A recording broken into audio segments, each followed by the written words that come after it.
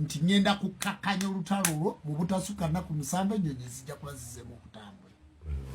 Ekyo nze nkyogera mu butasukka nnaku 7 kuba kati ennyonyi zijja kuba zisituka nga zitambula. Ndi mukola obutaweera enkya ngenda kuteekako endiga. Olunaku olw'enkya ngenda kussaako endiga nga nsabira amawanga ago era mbakakasa nti ngenda kukakkanya olutalo olwo mu butasukka nnaku 7. Kale weegutya ebintu ebimu ku bikyasinze okubeera nga binyuma kwe kubeera omunauganda. Simanyi oba omuntu yenna nga toli munauganda osobola okunyumirwa obulamu ngaffe abawangaalira netunyumirwa.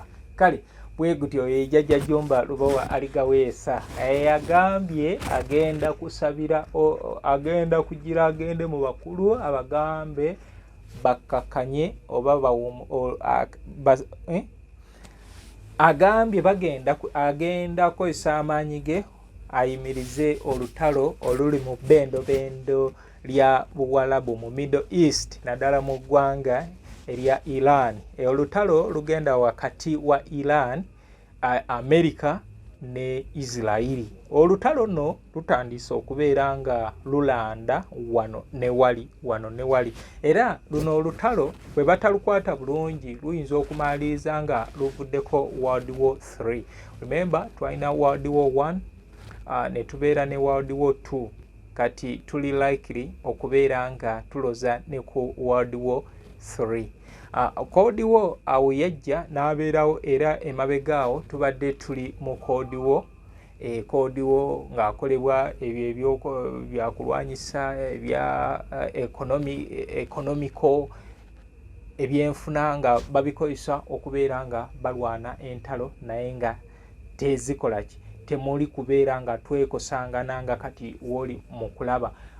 Juzi omukulembeze wa Iran ow'okuntiko yattibwa ne mutabanyi we n'afiiramu ne mukyala we oluvannyuma naye kyazuuse nti naye yasobodde okubeera nga afa. Ekitegeeza ezo damages eggwanga lya Israeli ne America ze baakola ku Iran zaali nnene nnyo era we batyo eggwanga lya Iran nalyo ne lisalawo okubeera nga lyesasuza ne ligamba sigenda kulekera. Kati kwe kubeera nga basalawo nabo baddize eggwanga lya America. Ye ndowooza okusinga yagambye kanfene America naye jjukira America ye terwanira lutalo ku ground era ndowooza mu ntalo zonna olutalo lwe yali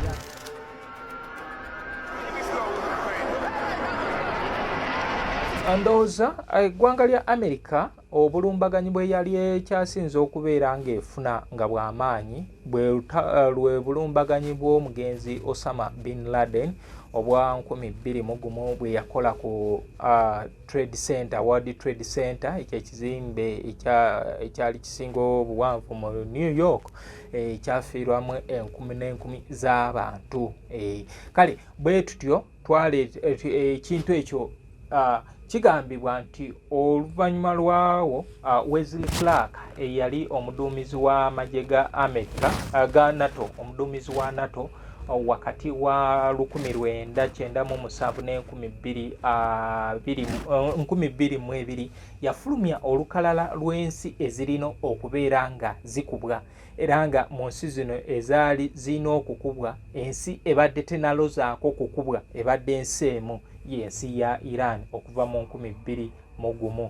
Kale bwe gutyo wano baagukozeseza ng'omukisa okubeera nga batuukiriza ekiwandiiko nga bwe kyali ekya Bush ekya George Walker Bush kye yakola George Walker Bush Jr kye yakola nti ensi nga Libya, Somalia, Sudan, Syria, Lebanon zirina okubeera nga zikubwa ne Iran. Ne tujjukira nti Libya yakubwa wano era ne tumaliriza nga omukulembeze waayo atiddwa Muammar Gaddafi. Somalia yakubwa era embeera ebadde mabegeyo yonna mugirabye. Sudan yo n'omukulembeze n'atuuka okubeera nga amaamulwako wadde bwali bwegugungo naye nga bano America ebiseera ebisinga kye bakozesa Lebanon baaliyo ne wano mu Iraq. mu Iran. So nga ate wenkuzaako emabega nti Iran ebaddewo emyaka egy'emabega nga balwanagana n'eggwanga lya America.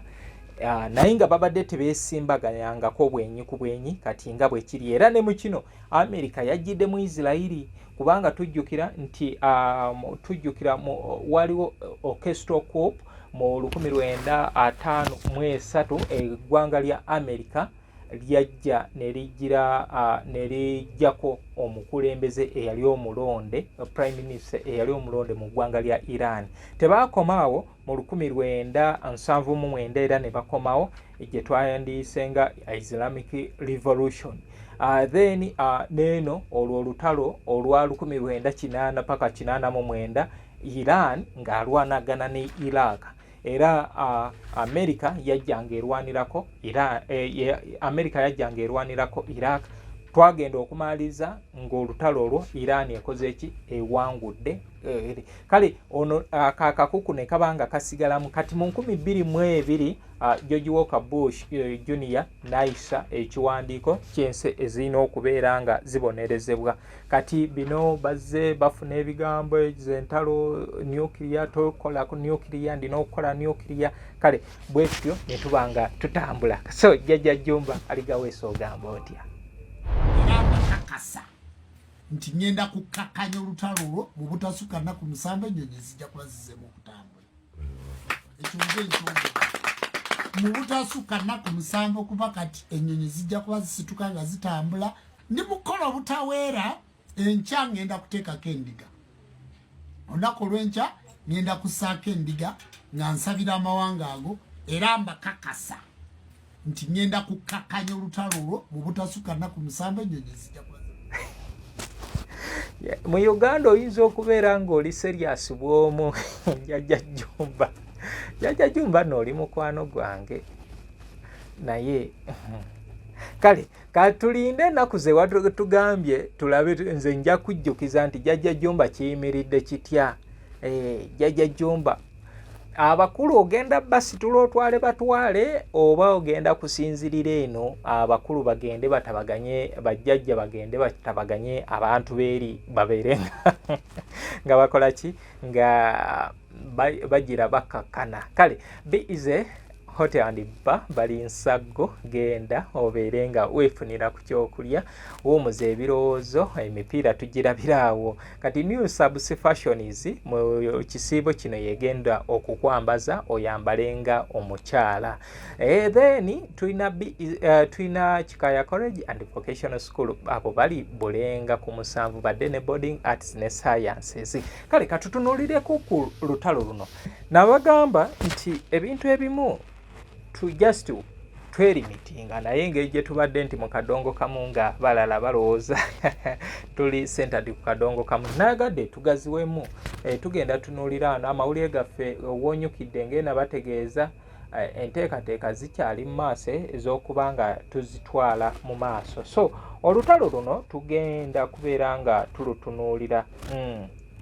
Kati yo ndowooza wentunuulira enkola eya America ne Israeli bayagala olutalo attrition lubeere of few days nti tebayagala lutalo kubeera nga luwanvuwa kubanga we luwanvuwa bakosebwa we luwanvuwa baba bagenda teekamu kinene nnyo okubeera nga olutalo lukola ki era kati wenjogerera ano lugenze lukola ki lutandika bakeeta. So nga lyo eggwanga lya Iran awo we likola ki we lyagaleza ensi kubanga bo bamanyi kukuba kasumagiza ne bakuba bo ne badduka. Kati ye Iran guno gwe mukisa gwe gwalina okukozesa okubeera nga olutalo aluwanvuya wawanvuya olutalo luno akaluubiriza obulamu bwa ensi zino endala era zijja kutuuka ezimu ezandibadde nga zigenda okwegatta ku batunuulire ekibadde e Ukraine. Ye Ukraine nayo basuubira nti bagenda kikozesa ennaku nga ziizo babeere nga bamaze okukiggala Russia nga adduseeyo naye n'okutuusa kati ensi za mu European Union zonna kumpi zaavaayo ne ziweereza obuyambi ne zeenyiga mu lutalo olwo okubeera nga zirwanyisa eggwanga lya Russia. Kati tuli myaka 4 ekitegeeza nti okukosebwawo okubeerawo kubeera kungi. Iran kye yakoze yagambye America sigenda kulwana naawe butereevu, naye nze kye ngenda okola bano bannamukago gye wali wateeka base yonna mu Middle East ngenda kuba enkambi zo, era tulabyeko nga bakuba enkambi ez'enjawulo n'ebitebe eby'enjawulo eby'eggwanga lya America. Kati ye Iran ayita bano bajje benyigire mu lutalo. Kati gwe atayagala kwenyigira mu lutalo akusoomoozeza nti akutte ebintu byo, akubye enkambi, akubye embassies, agadde kati omwalo agugadde ogubadde gukyasinze okubeera nga guyitamu amafuta. Kale bw'atyo nti jjukira Iran y'emu ku zibadde zisinga okusupplyinga. Bw'otyo bwe tugenda okubeera nga tumaliriza nga aleese okubeera nga ensi endala zibeera nga zeenyigiramu. Ensi ya Buyindi ekozesa nnyo gaasi. Gaasi asinga abadde ava Iran. Tulina ensi ya China y'emu ku nsi esinga okozesa amafuta. Amafuta bakoze ki? Baagasazeeko. Kati takkiriza muntu yena kubeera nga afulumya amafuta. Kati awo obudde buno nti ne America yennyini olutalo we rugenda mu maaso kiba kikola ki? Kibeera kigikosa. Kibeera kigikosa. Kati tugenda kutunuulira ekintu ekirala, conspicuous lie. Conspicuous lie eyakolebwa ku ggwanga lya Iran nti bano balina nuclear era tugenze kulumba tusanyewe ebintu byabwe ebya nuclear. Kati ekintu ekyo kyafoosinga olutalo luno oba okuteekateeka olutalo luno okubeera nga lusobola okubeerawo wakati wa ggwanga lya Iran, Israel ne America. Kati ebyo bye bimu ku bintu ebize bibeerawo oba bye tugenda okubeera nga tutunuulya. Nze n'amaaso nno njogera bino naye muganda wange Jjajja Jjumba Lubo waaligaweesa gweniiza kakasa nti ngenda kukkakanya olutalo olwo mu butasukka nnaku 7 ennyonyi zijja kuba zizzeemu okutambula. Ekyo nze nkyogera mu butasukka nnaku 7 okuva kati ennyonyi zijja kuba zisituka nga zitambula. Ndi mukola obutaweera enkya ngenda kuteekako endiga. Olunaku olw'enkya ngenda kussaako endiga nga nsabira amawanga ago era mbakakasa nti ngenda kukkakanya olutalo olwo mu butasukka nnaku 7 ennyonyi. Olaba omukulu wa kuno yagambye teri muntu akkirizibwa kwogera ku lutalo. Mutabanyiwe mwogezi tumbanyi nti ayogera n'ebitamukwatako. Yamugambye n'obeera gwe tokkirizibwa kubeera ng'oyogera ku lutalo oluli wakati wa Iran, Israel ne America. Sirika bonira. Kale bwe gutyo kati ye Jjajja Jjumba bali bagamba balwana naye agambye asobola okuluyimiriza era agenda kuluyimiriza. Waliwo nno omwana bamuyita Jumati yayimba ebya Uganda binyuma. Kale bantu bange kambaleke ne Jjajja Jjumba. Jjajja Jjumba lwaki ngamba nti alabika oba yabadde ayagala tusekemuuko obusesi. Ayagala tusekemuuko busesi naye tulina luno olutalo nkugambye nti it was a comprehensive target ey'okutta omukulembeze wa Iran ow'oku ntiko. It was a comprehensive target nti singa tugenda ne tubakuba ne tukosa wano ne wano ffe ne tuvaayo. Omugundi mu Iran yagambye temulina gye mulaga tumalirize kyemwakola ki kyemwaleeta.